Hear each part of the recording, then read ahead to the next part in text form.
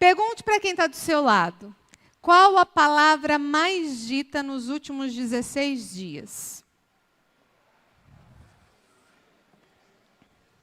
Qual é? Guerra. Exatamente isso. Porque nós também estamos em guerra. Este é o tema da ministração de hoje. Estamos em guerra. Eu não vou pregar sobre Israel. Quinta-feira o pastor já deu um estudo sobre isso, a origem, né, desse conflito, o porquê, enfim.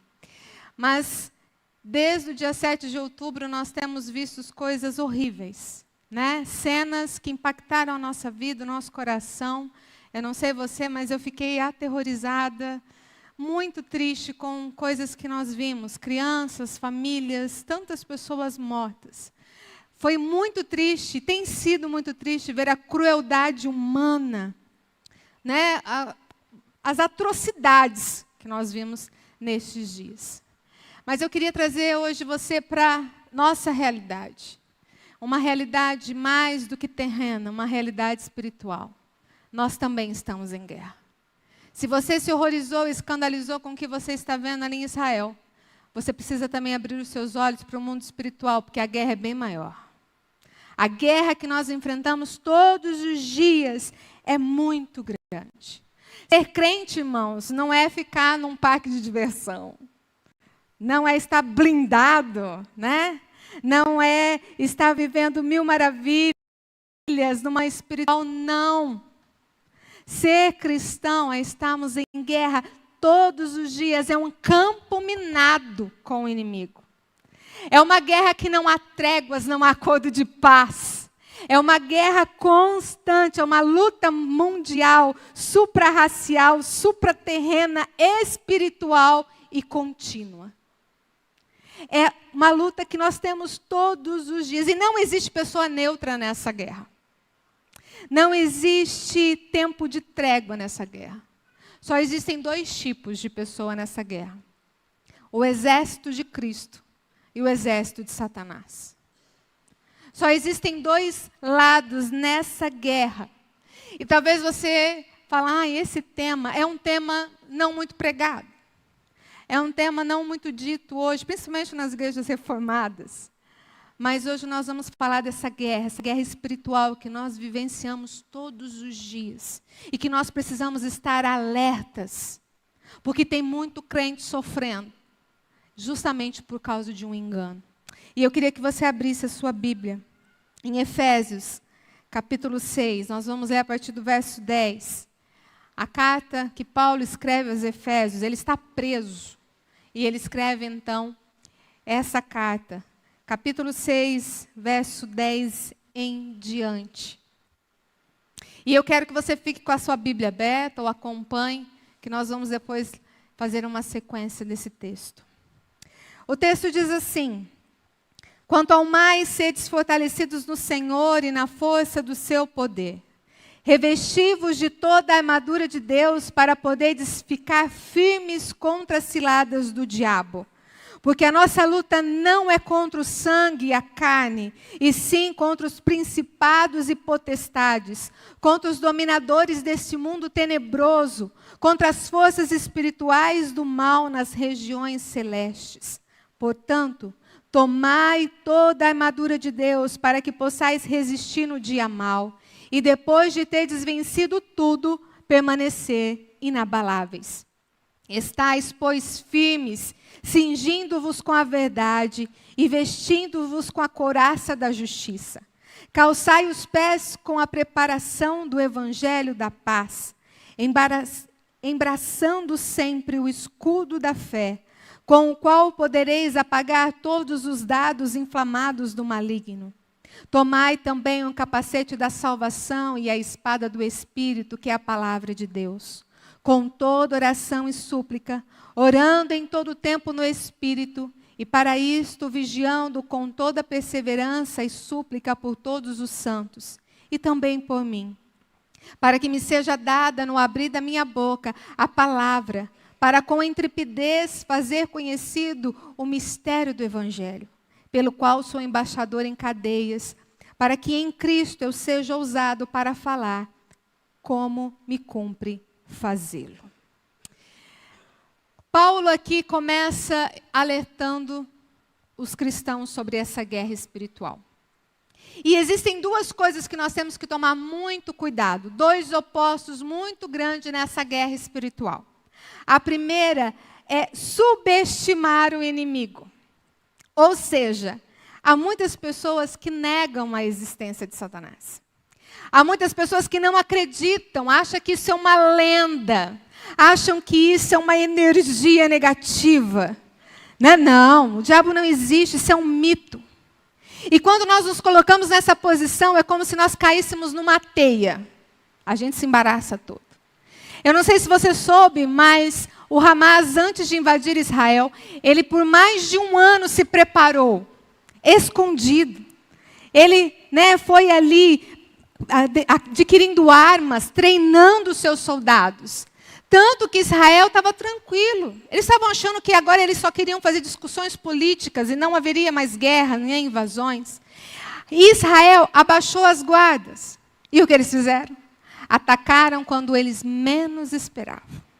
É isso que Satanás gosta.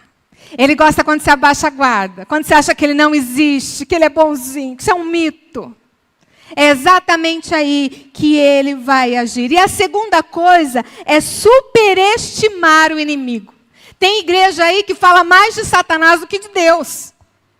Mais do poder dele, da fúria dele, do que o sobrenatural poder do nosso Deus. E aí eles subestimam Deus e superestimam Satanás. Sabe aquela pessoa que a culpa nunca é dele? Tudo é Satanás.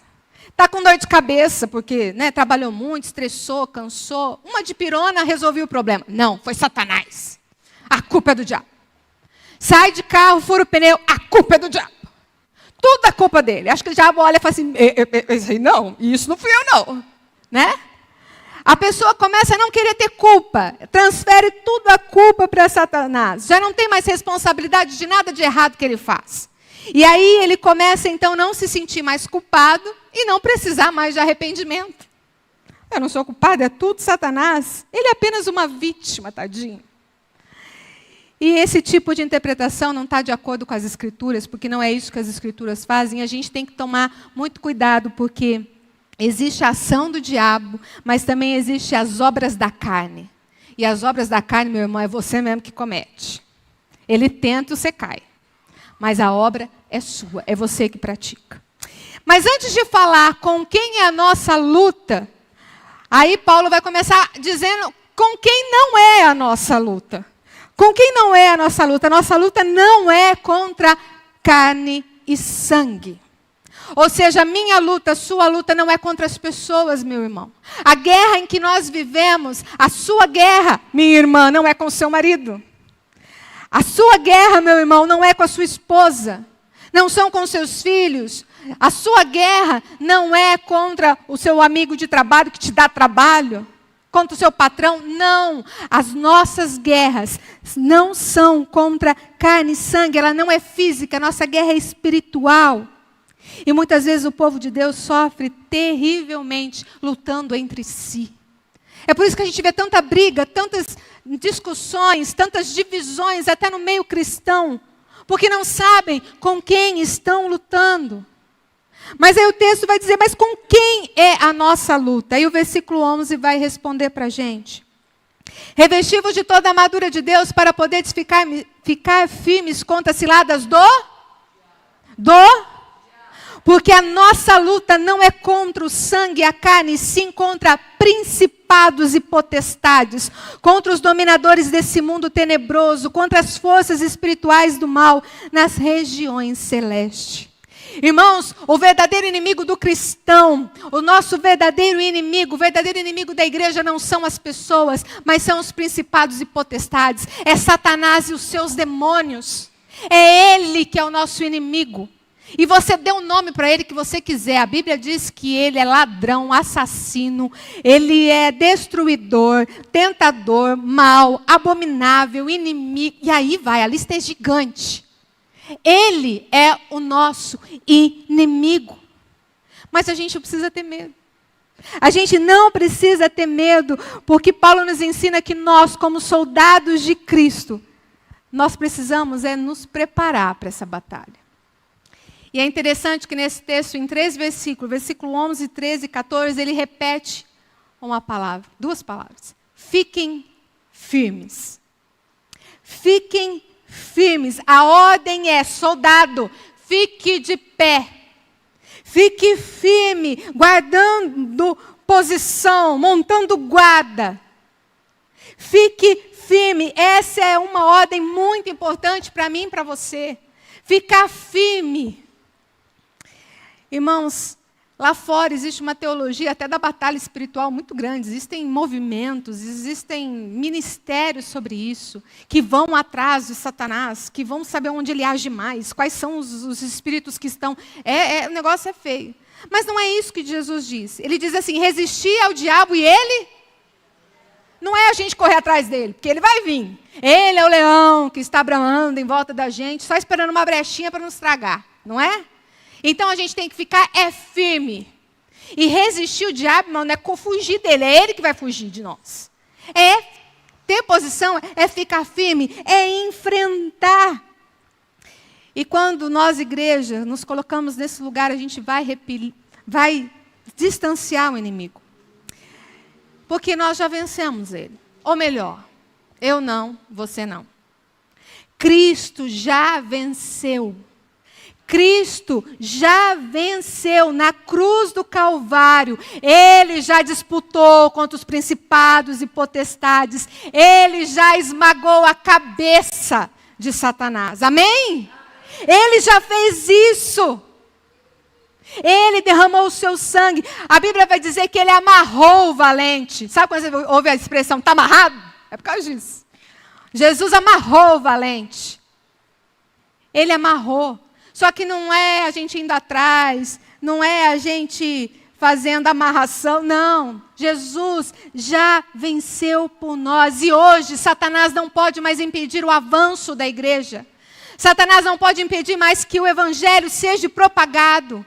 Satanás não pode mais agir no meio das nações como ele agiu no Antigo Testamento. Ele não pode porque ele já foi vencido. Agora o evangelho é propagado a todo mundo, porque lá na cruz, Jesus pagou o preço do meu pecado, do seu pecado, e esmagou a cabeça da serpente. Você já viu uma cobra ser morta? Quando geralmente matar pela cabeça, né? Bate na cabeça, mas ela fica como? Ela fica se estribuchando, como dizia meu pai. Né? Ela fica lá toda se estribuchando. Jesus, irmãos, já esmagou a cabeça da serpente. Já esmagou, mas ela continua estribuchando.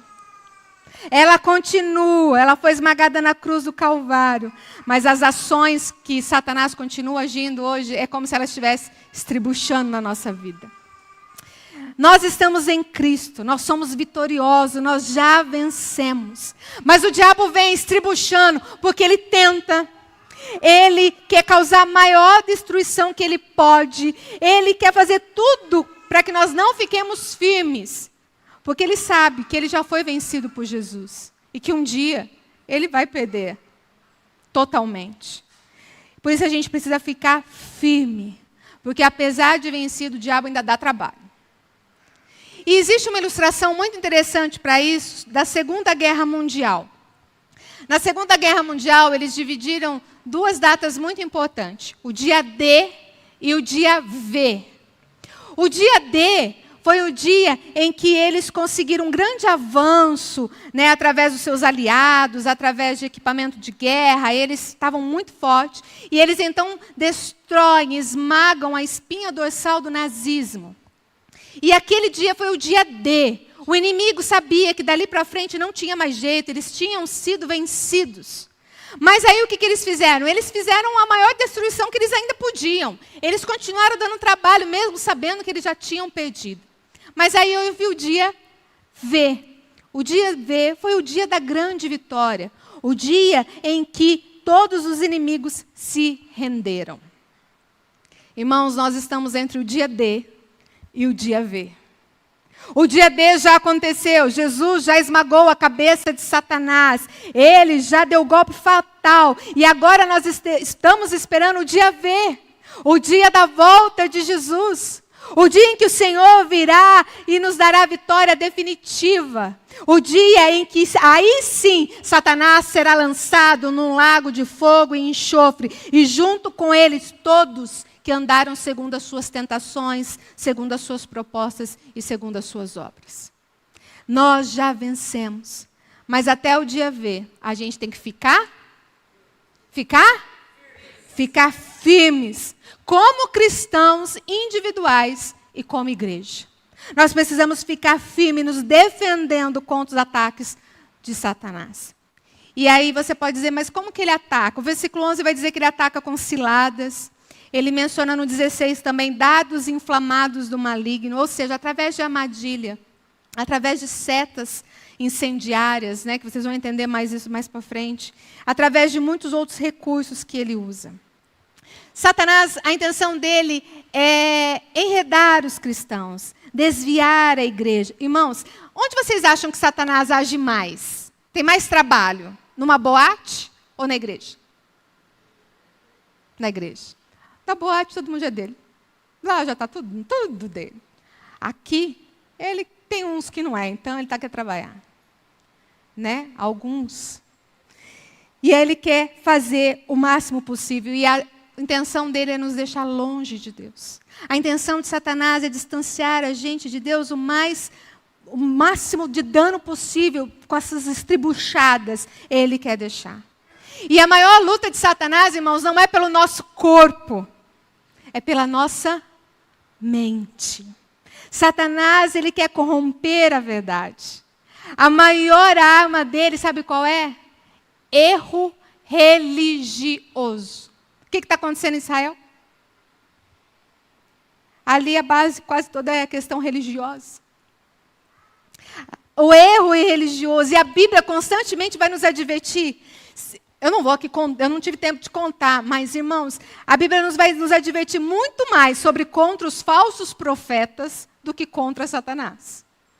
Muito mais por causa do erro religioso. Porque o verdadeiro inimigo da igreja hoje é o erro religioso. É você crer numa mentira, é você crer numa heresia a respeito de Deus, a respeito de Cristo, a respeito da salvação. Ele quer confundir, ele quer lançar almas no inferno, é isso que ele quer. E quando ele não pode destruir a vida de um crente verdadeiro, porque o Senhor nos protege, nos segura, pelo menos ele vai tentar te deixar com muita dúvida, muitos questionamentos. Irmãos, o diabo não pode impedir de você caminhar para a tua salvação.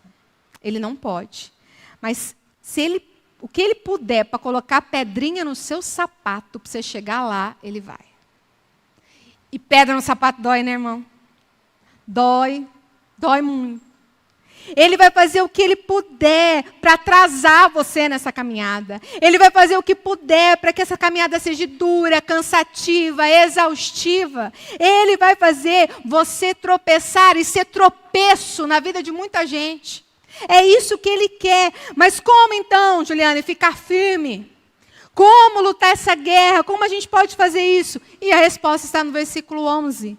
Revesti-vos de toda a armadura de Deus. Irmãos, não tem outra maneira.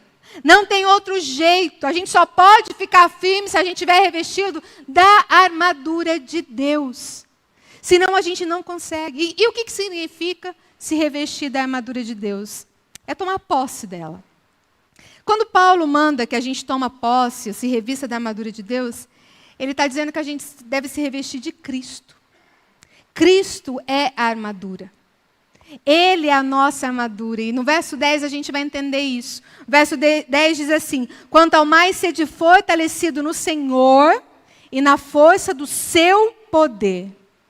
E aí ele vai para o versículo 11 dizendo: revesti-vos de toda a armadura de Deus. Ou seja, revestir de toda a armadura de Deus é se fortalecer no Senhor e na força do seu poder. Logo, a armadura é o próprio Cristo. Ele é a nossa armadura. E tudo aquilo que Ele já conquistou na cruz do Calvário. Irmão, nós não vamos lutar uma luta espiritual com nossa força, com nosso poder. Não, é com a dele. E o poder vem dele. E por isso, quando a gente disser aqui para você, se vista da verdade, eu não estou dizendo da verdade ao contrário da mentira, mas estou dizendo da própria verdade. Quem é a verdade? Quem é o caminho, a verdade e a vida? Jesus é a verdade. Então, agora a gente vai ver rapidamente cada uma das peças nessa perspectiva. Na perspectiva de que a armadura é Jesus, as suas bênçãos, as suas virtudes, a graça, tudo aquilo que ele conquistou na cruz. Amém? E para isso você precisa entender, então, que nós já temos essa armadura. Ela já foi conquistada por Cristo. Só que nós conquistamos isso na nossa conversão. Quando a gente se converte, a gente já toma posse. A gente já tem essa armadura. Só que aí a gente precisa tomar posse. Já ouviu isso? Tomar posse? Umas igrejas aí, tudo você toma posse. Você toma posse do marido, toma posse do dinheiro, hoje você vai tomar posse, mas é da armadura de Deus. É posse. Sabe quando você vem um presente e põe na tua frente? Se você não pegar, ele não é seu. A armadura já é sua, mas você precisa tomar posse. Você precisa pegar ela. E a primeira parte dessa armadura, versículo 14, a primeira parte. Estais, pois, firmes, cingindo-vos com a verdade. A primeira coisa é o cinto da verdade. O cinto da verdade, eu não sei se dá para ver a imagem, ó, às vezes ele era de couro, um couro bem grosso, às vezes ele era de metal. Esse cinto, ele sustentava toda a armadura. Ele era a base da armadura, tá? E era onde os soldados colocavam as suas armas, a espada, né, e as outras coisas. Ele pendurava tudo nesse cinto. Então não é estranho Paulo começar justamente dizendo que o cinto, cingivos do cinto da verdade. Ou seja, a verdade do Evangelho, a verdade que Deus revelou a cada um de nós, ela nos protege contra Satanás.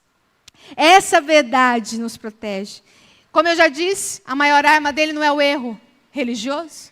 Então, quando eu tomo posse da verdade, a posse da verdade do Evangelho de Jesus Cristo, aí eu tenho condição de não mais ser enganado por mentiras, não mais ser enganado por heresias, por erro religioso, que Satanás apresenta às vezes de uma forma muito bonita, né? Ele prepara os dele também. João 8,32 diz o quê, irmãos? Conhecereis a verdade te liberta, irmão. E essa armadura, cinto, como eu disse, ela sustentava todo o restante da armadura. A verdade sustenta a tua vida, sustenta todas as outras. Você vai ver todas as partes dessa armadura, vai sustentar tudo na sua vida. A verdade, o cinto. E como eu vou tomar posse desse cinto? É orando. É enchendo a minha cabeça da verdade que é Cristo. É enchendo a minha cabeça das grandes promessas do Evangelho. É me deleitar na leitura da palavra, é me deleitar em oração, é me deleitar nas verdades espirituais, é me cingir, me colocar esse cinto da verdade. É tornar esse cinto que me protege o meu abdômen, protege todo o resto da armadura. É na verdade que eu sustento as minhas armas contra Satanás. É na verdade. Amém? Mas a segunda parte dessa armadura, couraça da justiça, continuação do versículo 14, vestindo-vos da couraça da justiça. A justiça aqui não é um atributo ético, mas é a justiça de Deus. É a justiça de Deus pela fé em Cristo. É a justiça com a qual Deus nos justifica. Essa justiça, a justiça que justifica pecadores como eu e como você. A couraça, ela geralmente era toda de metal, ela protegia todo o abdômen e os ombros. Às vezes até o pescoço, dependendo da couraça. Ela protegia os órgãos vitais, o coração, né? Protegia ali o soldado de ser atingido, porque é um órgão fatal, que se atingir o coração, ele era morto.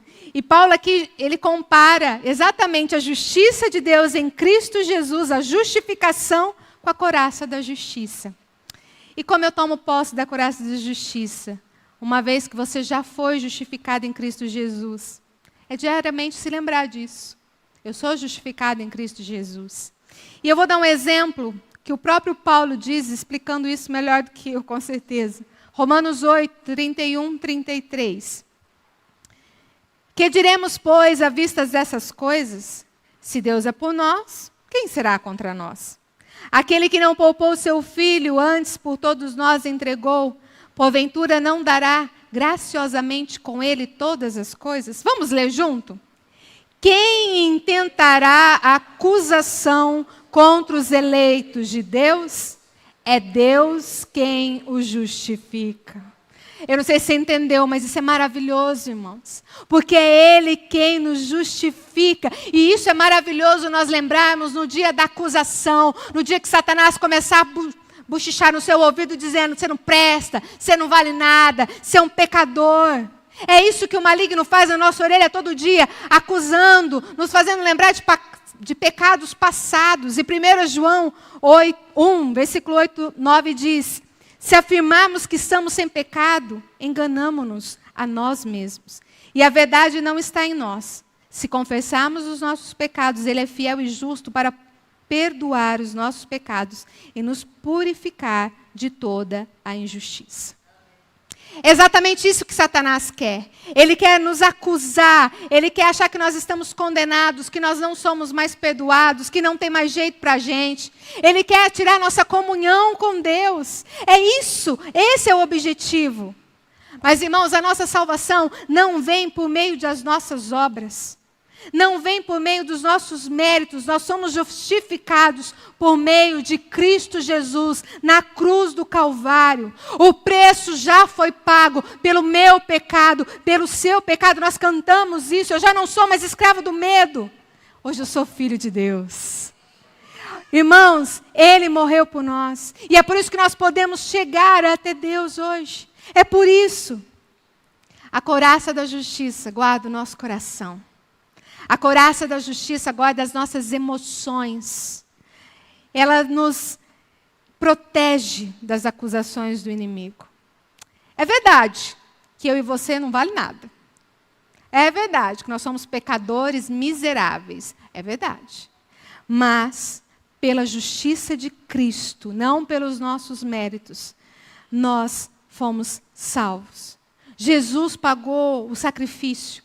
Ele fez um sacrifício perfeito pela minha vida e pela sua vida. E exatamente isso é tomar posse da couraça da justiça. É naquele dia, no dia mau, quando a gente enfrentar o inimigo, o acusador da nossa consciência, é nos lembrar: não, eu sou justificado em Cristo Jesus, eu me arrependo do meu pecado, eu confesso. É não deixar que você seja invadido pela culpa. Mas eu estou dizendo aqui da culpa ruim, da culpa errada. Porque a culpa boa é boa. Ela vai te fazer se arrepender. Ela vai fazer você voltar atrás.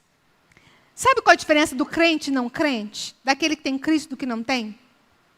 O crente de verdade é aquele que quando comete um pecado, ele não consegue desfrutar do pecado, dos frutos do pecado, porque a consciência pesa. Ele se sente mal. E aí ele não consegue desfrutar. Aí ele sente a culpa. Aquele que não é crente, irmão, se você anda aí cometendo uns pecadinhos, uns pecadão, não existe isso, né? Existe pecado. Mas se você está cometendo pecados, não sente culpa, não sente arrependimento, não sente nada, então você não é crente. Está precisando converter. Então você não é crente. Essa é a diferença. Mas aqui, quando eu falo de culpa que vem do inimigo, é aquela culpa que vem de Satanás, ela vira acusação. Ele começa a acusar. Não vem do Espírito Santo. Porque o Espírito Santo nos convence do pecado, do juízo e da justiça. Mas Satanás, ele nos acusa. Ele quer que nós sentimos destruídos, derrotados, sem perdão, para que a gente desanime. Mas a resposta é você sempre lembrar disso. Não é pelos meus méritos, mas pela graça de Deus. E entregar o seu filho por amor a mim naquela cruz. Isso é tomar posse. Mas como é que eu tomo posse? Também, diariamente, me lembrando disso.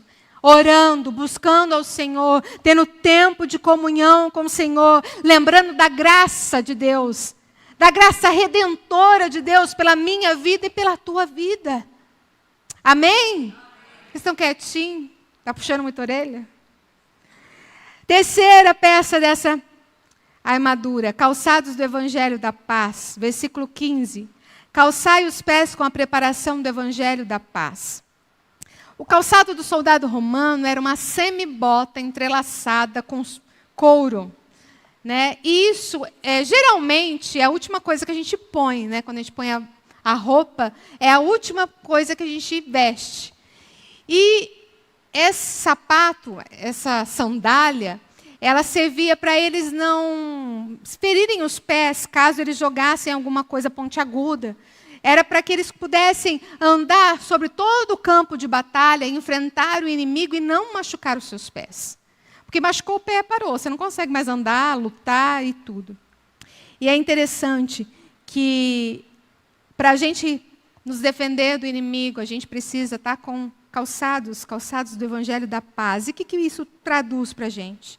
A paz que o Evangelho produz. A paz que funciona como uma preparação para você ir para o combate. Você vai para o combate com sapatos. Aí você entra no campo de batalha tendo paz no Senhor. Tendo paz com Deus, a paz que o Evangelho te dá, a paz que a Bíblia diz que excede todo e qualquer entendimento. Sabe aquela guerra que você está, que está todo mundo chorando, desesperado, mas você está em paz, porque você está calçado com os calçados da paz do Evangelho. Essa paz que invade o nosso coração. A paz do Evangelho, o Evangelho da paz, ou a paz que o Evangelho me traz, as boas novas que o Evangelho me traz. E qual é a boa nova? Que Deus amou o mundo e entregou o seu Filho por amor a mim e a você, para que nós não fôssemos condenados. Irmãos, agora imagine alguém que vai para a guerra, contra o diabo, que já não é fácil, sem Deus. E se Deus fosse o inimigo também? Tiago 4,4 diz, infiéis, não compreendeis que a amizade do mundo é inimiga de Deus? Aquele, pois, que quiser ser amigo do mundo, constitui-se inimigo de Deus. Se você for para a batalha contra Satanás, você precisa estar em paz com Deus. Você precisa dessa paz. E você precisa de Deus do seu lado. Na verdade, o Evangelho é que nos reconcilia com Cristo.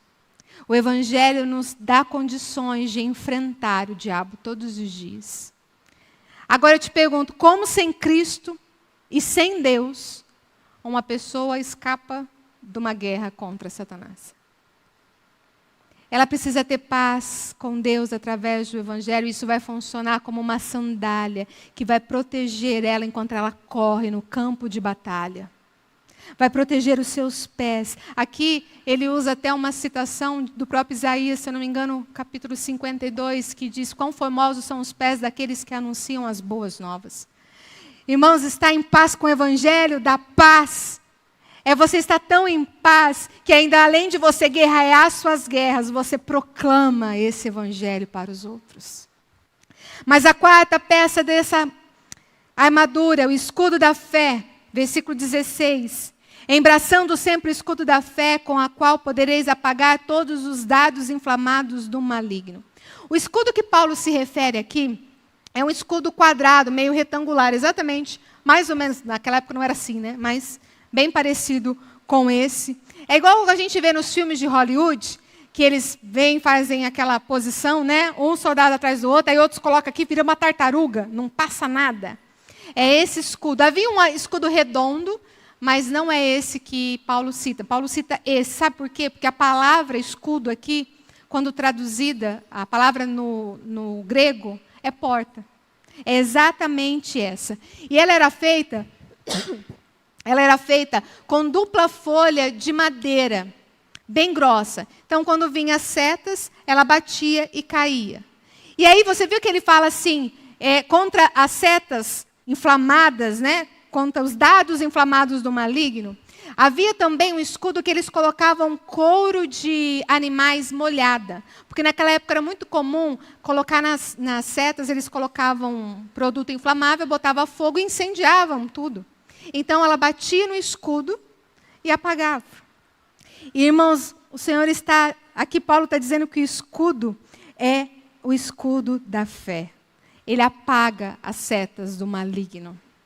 Ele apaga os dardos inflamados do maligno. Mas aí eu te pergunto, a fé em quem?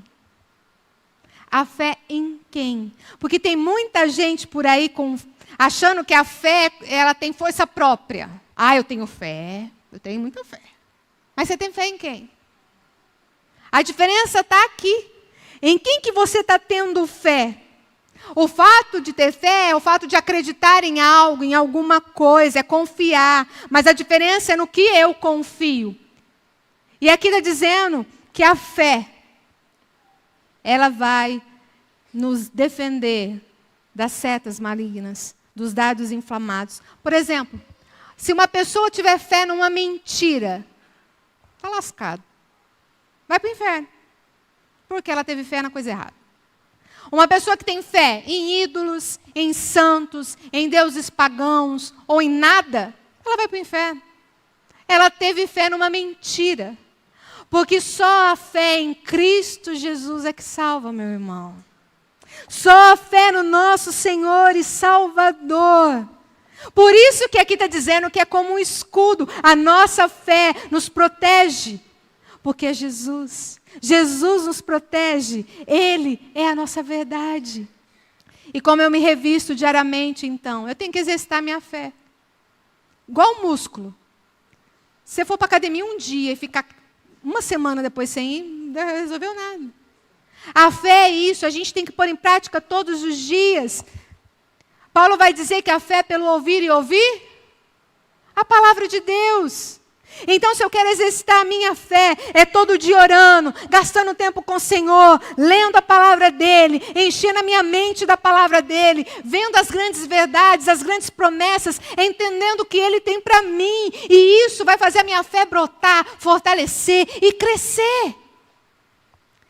Tem gente que fica dizendo assim, eu não tenho fé, minha fé é tão pequenininha. Aí eu te pergunto, você lê a Bíblia todo dia, irmão? Ou você só lê a Bíblia quando você vem na igreja? Que aí tua fé vai ficar pequenininha mesmo. Nós precisamos buscar o Senhor todos os dias. E o que desperta a fé não são objetos, como muitas igrejas dizem, não. O que desperta a nossa fé é todos os dias estar na palavra do Senhor, nos alimentando. Mas o quinto, deixa eu correr aqui. O quinto é o capacete da salvação. Versículo 17. Tomai também o capacete da salvação. O capacete, geralmente, ele era feito de couro e peças de metal. Eu não consegui achar exatamente. Uns fechavam todo o rosto, outros deixavam só o olhinho, outros deixavam alguma parte do rosto à vista. Mas era para proteger uma parte muito importante do corpo, a cabeça, certo? Porque alguma pancada que ele levasse na cabeça, muitas vezes era fatal. Uma seta, pronto. Então era para proteger.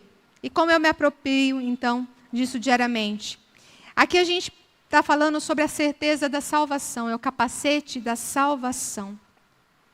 Nós cremos que nós somos salvos. Em Cristo Jesus nós somos salvos. Amém? Amém? Você tem certeza da sua salvação, meu irmão? Amém? Amém? Porque existe muito crente que não tem certeza da salvação. Tem muito crente e é como se fosse um soldado vacilante. Um soldado que não sabe o que vai fazer porque ele é incerto, ele não tem certeza. Então ele não vai, ele está inseguro com a salvação dele. Eu vou para a batalha, não vou, estou salvo, não estou. Você entendeu? Esse é o crente que não acredita.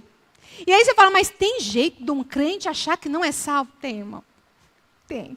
Tem até doutrina nisso. Talvez, muitas das vezes, é porque a consciência pesa. Às vezes está vivendo no meio de pecado e fala, não tem mais jeito.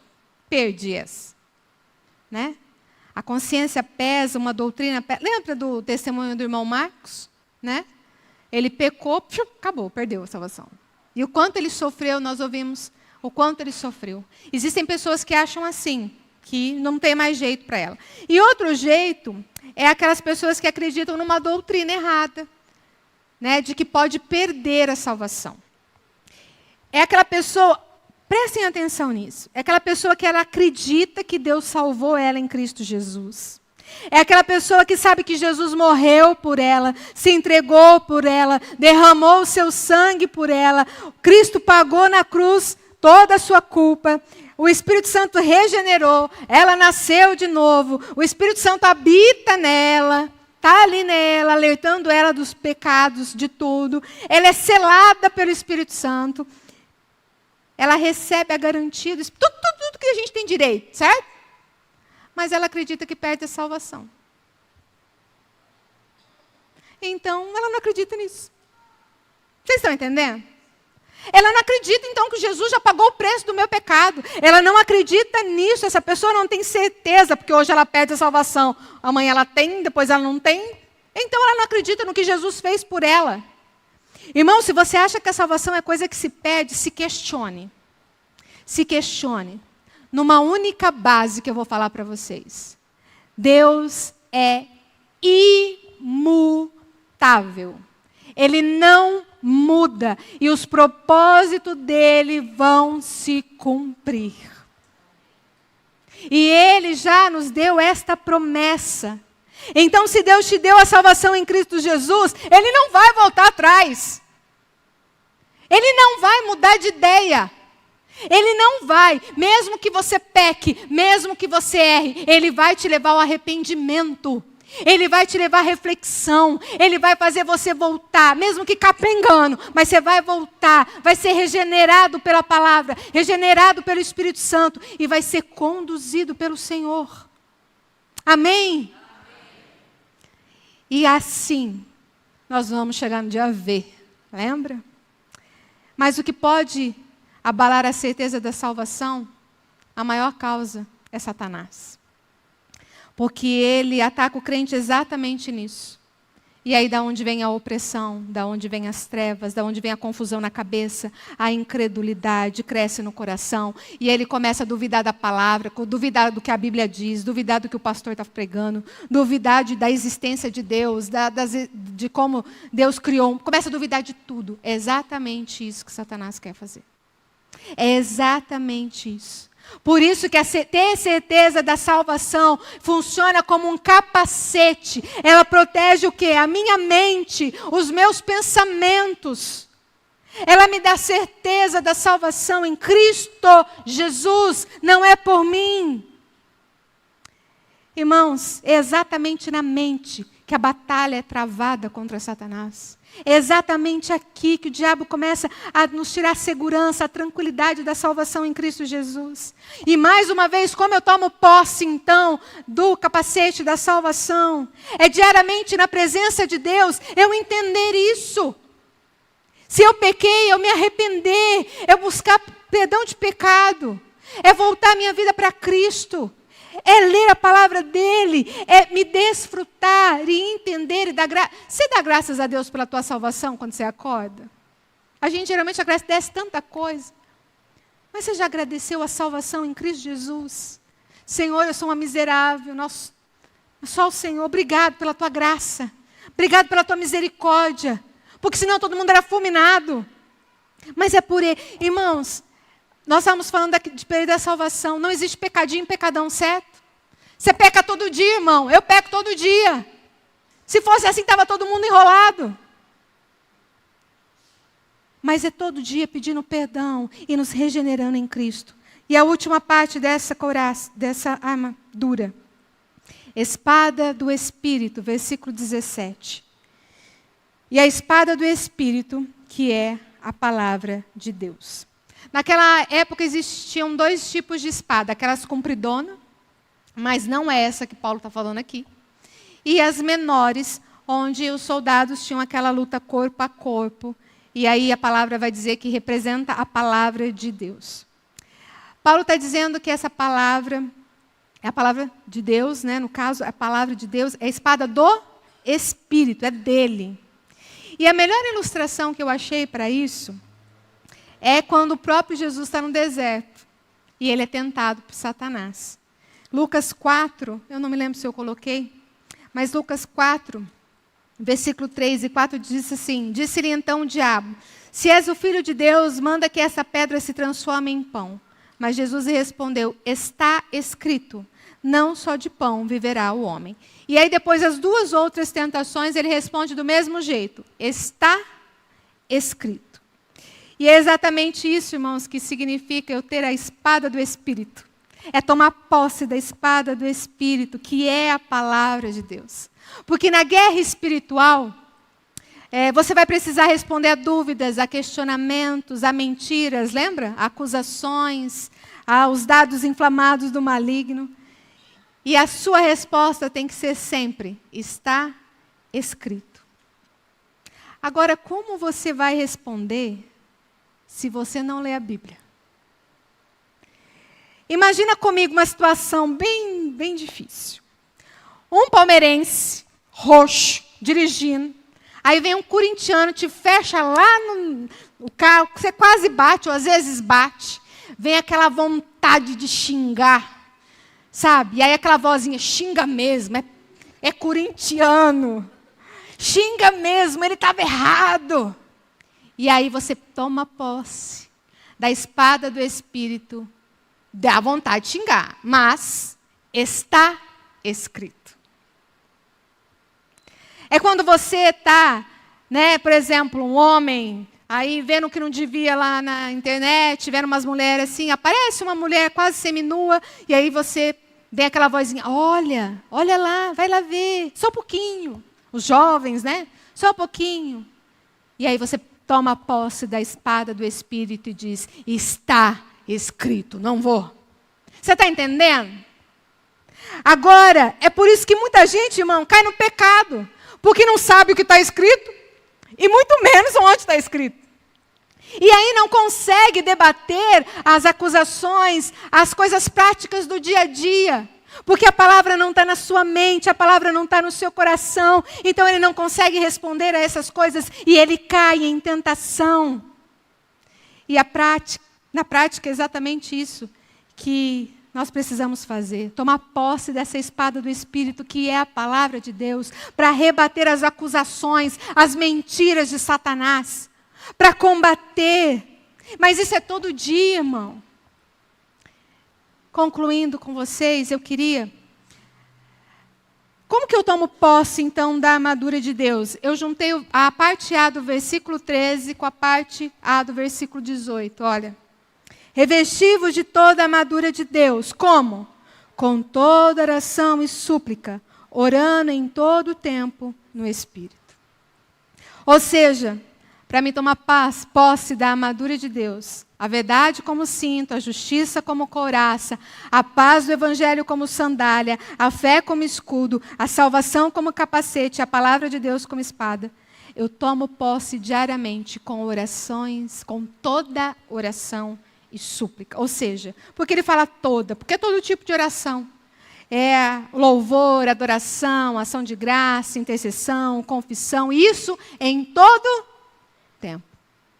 E aí ele fala no Espírito em todo tempo. Ou seja, irmão, a gente precisa de tempo devocional? Sim. Mas a gente precisa estar em espírito de oração o tempo todo. Porque aí vem os dardos inflamados do inimigo. Senhor, me ajuda, eu preciso do Senhor agora. Você é direcionado pelo Espírito. Não tem como ir para essa batalha sem oração, irmão. Não tem. É igual querer andar com um carro sem combustível. Não vai dar certo. E aí ele continua dizendo, vigiando com perseverança e súplica a todos os santos. Gente, santo aqui não é santo. Santo aqui é, a base da palavra é aquele que é separado de Deus, os servos de Deus. Sabe por quê, irmão? Porque na hora da guerra, nós somos um exército. Nós precisamos orar uns pelos outros. Todos nós passamos por guerra. Nós precisamos orar uns pelos outros. Tanto que Paulo pede para que orem por quem? Orem por mim. Ele estava o quê? Estava preso. Ele pediu para ser liberto? Vocês lembram do texto? Ele pediu para ser liberto? orem para mim sair da prisão. Não. Ele pede orando para que, ao abrir a boca, ele proclamasse a palavra de Deus como embaixador em cadeias, para que vidas fossem tocadas pelo poder da palavra de Deus. Quando a gente ouve aí sobre guerra espiritual, a primeira coisa que diz, você é estimulado a orar por libertação própria, certo? Paulo não. Paulo podia pedir isso, era natural. Mas não, ele pede para ser embaixador de Cristo, aonde ele estava, aonde Deus havia colocado ele. Ei, irmão, quando você for orar por libertação, lembre dos seus irmãos. Não fique só pedindo, Senhor, restitui o que é meu. Não. Ore pelos seus irmãos. Ore por aqueles que nos cercam. Paulo não orou por isso. Paulo falou, Senhor, eu quero ser bênção. Eu quero ser testemunho seu. Seja no meu casamento, seja no meu trabalho, seja na minha escola, seja na faculdade, seja onde eu estiver. Eu quero proclamar o teu evangelho. Eu quero ser um crente verdadeiro ali. É isso que Paulo quer dizer. Ele ensina sobre guerra espiritual e no final ele fala, mas orem por mim, porque eu quero proclamar o evangelho. Meu irmão, há uma batalha espiritual acontecendo na minha vida e na sua vida todos os dias. E você devia acordar para isso. Eu travei uma batalha espiritual essa semana que só eu e minha família sabem. E eu acho que era um pouco porque eu ia falar disso. Todos nós travamos batalhas e a gente precisa acordar. Não podemos abaixar as nossas guardas. Se lembre que Satanás, ele quer conquistar a sua mente. Ele quer conquistar a sua mente. Ele não quer bem material, ele não quer nem seu corpo. Se ele quiser, de vez em quando ele dá uns trabalhinhos, né? Mas ele quer a sua mente. A maior arma do diabo é a mentira, é o engano. A maior arma dele é distorcer a verdade e nos afastar de Deus. É isso que ele quer. Mas em Cristo Jesus nós já temos uma posição de vitória, amém? Amém? Ele já quebrou a espinha dorsal de Satanás. Ele já esmagou a cabeça da cascavel. Portanto, agora é só esperar a chegada, a vinda do grande Senhor. O dia o dia em que nós veremos o novo céu, a nova terra. Um dia que nós celebraremos com Ele. No dia que haverá justiça, juízo final e vida eterna. Para isso, irmãos, nós precisamos gastar mais tempo com Deus. Nós precisamos orar mais, buscar mais, tirar mais tempo com o Senhor. Sem a armadura de Deus, sem a força dEle, sem o poder dEle, nós podemos chegar até lá. Você que é crente, você vai chegar lá. Só que você vai se arrastando. Só que você vai gemendo, sofrendo, infeliz. E às vezes sendo um peso para os outros. Talvez não te falta a armadura, mas te falta alguma parte dela. Eu sei que Deus deseja que nós, como soldados, atravessamos essa peregrinação, que nós somos peregrinos aqui, em vitória. Ele não quer que a gente vá rastejando, não, sofrendo. Por isso que nós precisamos da armadura de Cristo. Eu sei que tem gente aqui hoje que está lutando uma guerra. Uma guerra, e eu sei que elas são muito grandes. Tem gente aqui que está falando, eu não estou dando conta dessa guerra. Não sou mais escravo do medo. Mudar. Agora. O Senhor tocou no meu coração de trocar essa canção, porque muitos aqui estão em batalha. Muitos aqui estão em guerra, guerras grandes, grandes, grandes. Mas hoje eu queria encorajar você, meu irmão. Seja onde for a tua luta, a tua guerra, seja no seu casamento, no seu trabalho, nos conflitos pessoais, em relacionamento. Eu quero que você faça uma pergunta para si mesma. Será que não está faltando você passar mais tempo com Deus? Será que o tempo que você está ali orando, buscando ao Senhor, tem sido pouco? Paulo diz, Orai sem cessar, continuamente, o tempo todo. Será que você tem tomado posse dessa armadura? Porque Satanás, se ele está conseguindo penetrar o seu coração, os seus pensamentos, as suas ações, é porque você tem cedido ao erro. É porque você tem cedido ao mal e ao pecado. E hoje ele quer curar você. Talvez é preciso hoje você sair daqui e reprogramar seu dia. Ai, meu dia é tão corrido, acorda mais cedo. Dorme mais tarde. Se tranca no banheiro. A Bíblia diz, vai para o teu quarto e fecha a porta. Mas não precisa ser no quarto. Vai para o teu secreto. Talvez você tenha que avaliar também a raiz disso. Talvez existam pessoas aqui nessa noite que estão confusas, incertas. Pessoas que estão presas a comportamentos, a relacionamentos pecaminosos e não conseguem se livrar disso. Talvez há pessoas aqui com atitudes, hábitos pecaminosos, vendo o que não pode, indo onde não pode, fazendo o que não pode. E é isso que Satanás quer, que você perca a alegria da salvação, a alegria plena de Jesus. Se coloque de pé. Irmãos, vocês acreditam que nós como igreja somos exército de Deus? Amém. Amém? Amém. E nós como exército de Deus, nós não deixamos soldados feridos para trás. Talvez hoje tenha pessoas aqui, soldados feridos. E o Senhor quer curar nessa noite. O Senhor quer curar você que está tão confuso nessa noite. Ele quer te trazer de volta para o ranking de batalha. Ele quer que você volte a combater o bom combate. E o caminho para isso, meu irmão, é arrependimento. Todos nós aqui vivemos pecando, mas talvez você está numa vida de pecado. E hoje o Senhor te convida ao arrependimento. Se arrependa, volte para Cristo, peça perdão. Agora talvez há pessoas aqui que ainda não entenderam o Evangelho, não entenderam o que é realmente seguir a Cristo. E aí eu te faço uma pergunta, algumas.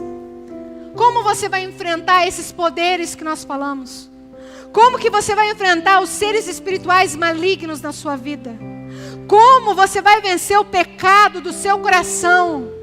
Como você vai vencer as coisas que te escravizam e faz você se sentir culpado? Como que você vai vencer isso, meu irmão?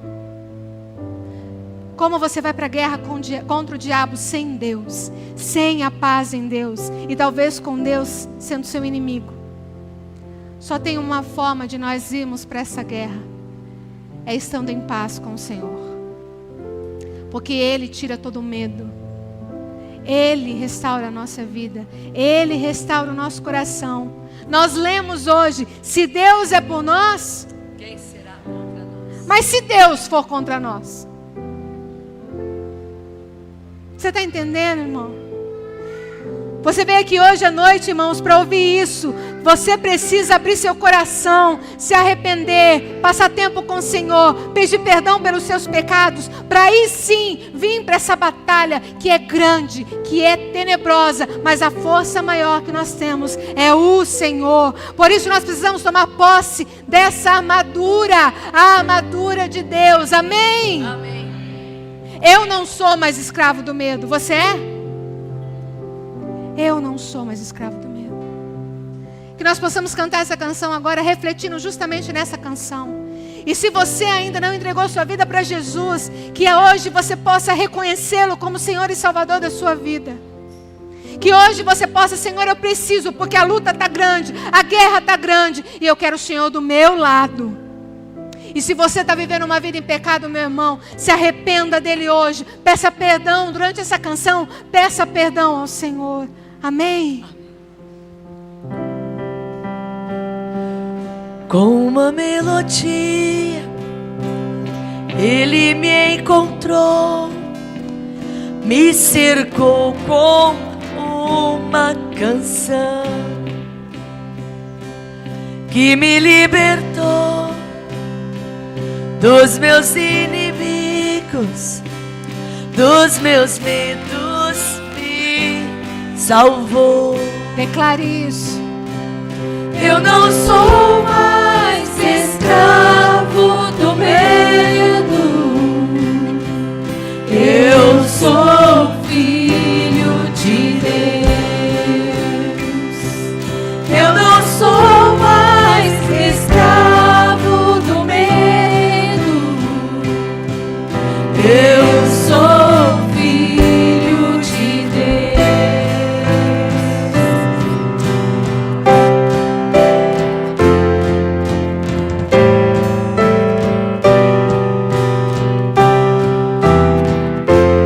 Antes de nascer, escolhido fui, por meu nome me chamou.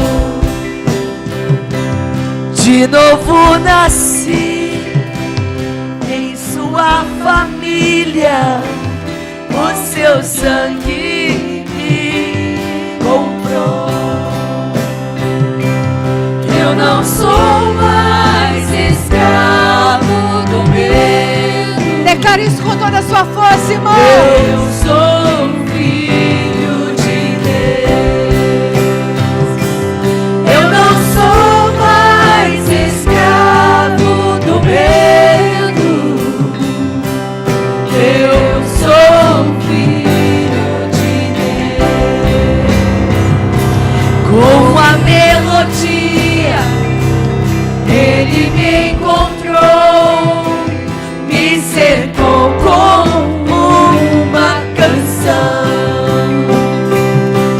que me libertou dos meus inimigos, dos meus medos, me salvou. Eu não sou mais escravo do medo, eu sou filho de Deus. Eu não sou mais escravo do medo, eu sou filho de Deus. Antes de nascer, escolhido fui, por meu nome me chamou. De novo nasci em sua família, o seu sangue me comprou. Eu não sou mais escravo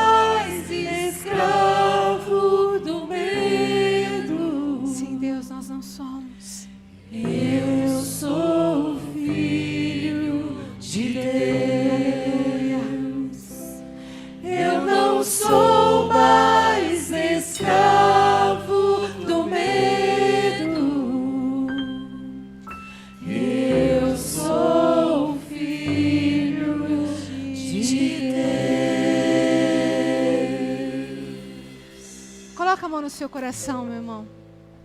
Feche os olhos, por favor. Senhor,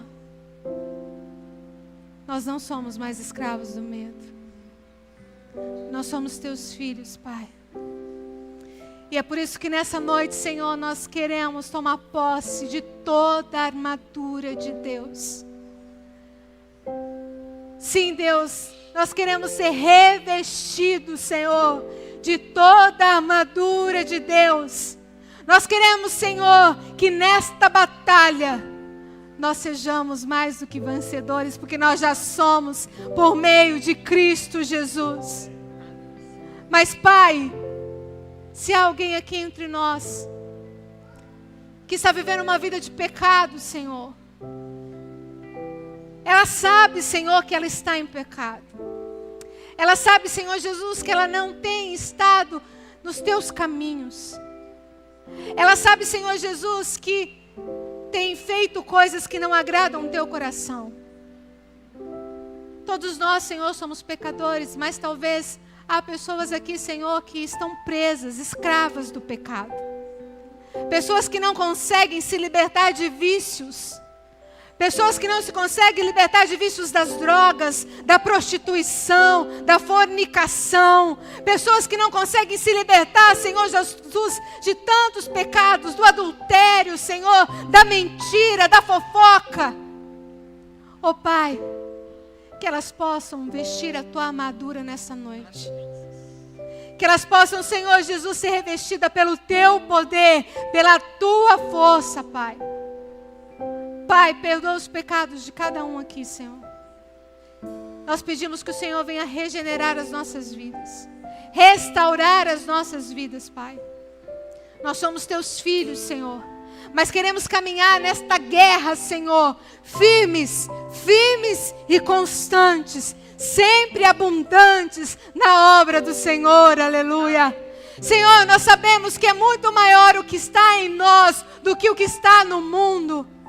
Por isso, Senhor, nos ajude a ficar firmes e inabaláveis no dia mau. Que nós possamos nos revestir dessa armadura todos os dias. E que nós saiamos daqui nessa noite, Pai, convictos de que precisamos ter mais tempo contigo. Mais tempo com a tua palavra, não só aqui dentro do templo, mas também nos nossos lares, na nossa casa, com a nossa família.